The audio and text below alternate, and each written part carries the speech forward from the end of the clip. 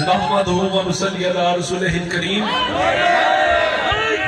اما بعد فاعوذ باللہ من الشیطان الرجیم بسم اللہ الرحمن الرحیم سب سے پہلے درود پاک اس آقا کی بارگاہ اقدس میں، اس مولا کی بارگاہ اقدس میں جو محبوب ہے صدیق اکبر کا، جو محبوب ہے عمر فاروق کا، جو محبوب ہے عثمان غنی کا، جو ویر ہے مولا علی کا، جو محبوب ہے دادا علی حجویری کا، جو محبوب ہے معین الدین چشتی اجمیری کا، اور جو محبوب ہے میرے اور آپ کے خواجہ نور محمد چنانی کا، پورے مجلس سے درود شریف کی صدا بلند ہونی چاہیے۔ صلاۃ و سلام علیکہ یا رسول اللہ۔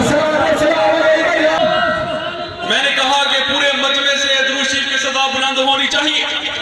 چند زبانیں ہلی ہیں، چند خاموش نہیں ہیں۔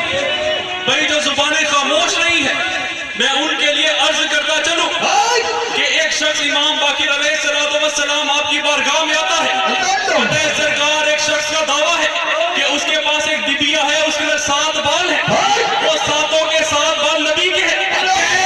کیسے پتا کیا جائے کہ واقعی حقیقتاً وہ بال نبی کے ہیں؟ امام باقر علیہ السلام آپ نے حکم دیا کہ وہ 7 کے 7 بال میرے پاس لے گا۔ ایک گرد واضح ہو گئی کہ اگر نبی کو پہچانا ہے تو در در پر نہیں جانا بلکہ رسول کے در پر آنا ہے۔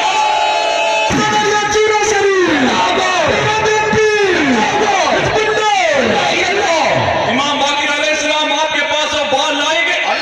امام باقر آپ نے حکم دیا کہ پورا مجمع درود و سلام سے گونج جائے، ہر بندے کی زبان پہ درود شریف کا نغمہ، درود شریف کا ترانہ جاری ہو جائے۔